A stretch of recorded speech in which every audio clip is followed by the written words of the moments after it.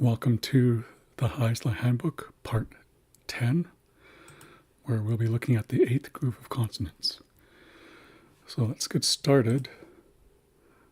Uvular sounds are like the previous group of sounds, but they're not rounded. So these are exactly the same letters that we saw in the previous group, but they don't have the small raised W's after them. One common characteristic of these sounds is that they all cause I and U to become retracted. So the letter I normally sounds like E. The letter U normally sounds like oo. But we're going to see a change in those sounds in some of these example words. So first off, we have the G with a line over top of it. I call this a G bar. The line actually has a technical name. It's called a macron. And this is a uvularized G. So a regular G is kind of a higher sound, whereas a G bar is a deeper sound. And the word here that we have as an example is geistum. Geistum, which means cow parsnip. Next is the letter Q. And the example here is cabus. Cabus. And that is spring salmon. So that was a regular Q. Now we have a Q with an apostrophe on top, or an ejective Q. And this is cainum. Cainum. And this means much or many. And the last example is the X bar. So we have a G bar up here, then we have an X bar, or an X with a macron on top. And we have two of them in this word, which is chach. Chach. And that is bone. So, geistum, cabus, cainum, chach. And there's some explanation afterwards here. The word cainum is pronounced cainum because the ejective Q causes the I to become retracted. So this is what I was talking about before. The I no longer sounds like E, like it normally would. E is the default sound for the letter I in the hybrid orthography. It says A, like bay in English, because it follows a back sound, which we'll talk about in the next section. So this isn't geistum, it's geistum.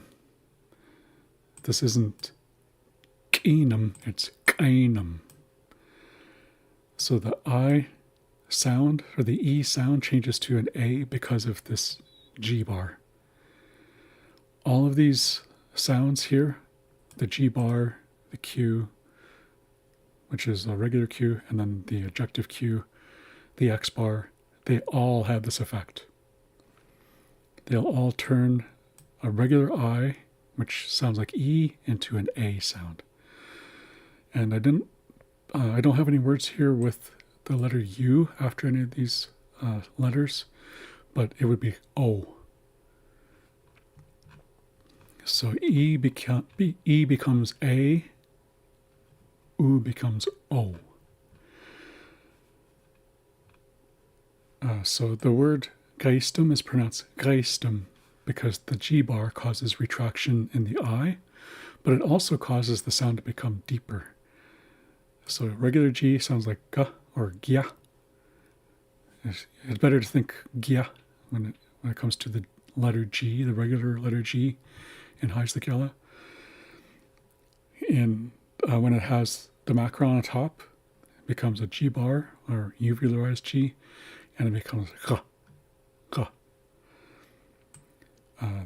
That's the true pronunciation. So you might hear some differences in pronunciation depending on the speaker. Some fluent speakers, when they say this word, it comes out almost like xa'istum. xa'isla, xa'isla. If you slow it down, it sounds like xa'isla, xa'isla, xa'isla, xa'isla. But xa'isla is also acceptable. You can say it either way. It's usually best to try and pronounce the words as accurately as possible. So these sounds might take a little bit more practice than some of the other ones. The same with the lateral sounds. You might have to spend a little bit more time practicing those to really get the hang of them. This can be difficult at first, but it gets easier the more you practice. Also, if you know the sounds, you have the option to soften them later.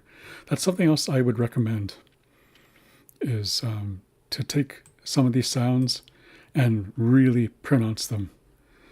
Like, just go to town on them. Like, instead of k, you could go k, k, k, k. So you could pronounce it really hard, and then you can soften it later.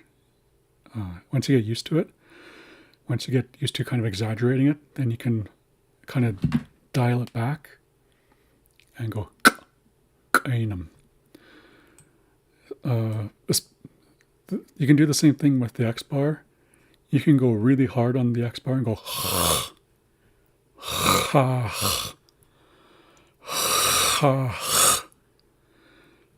ha.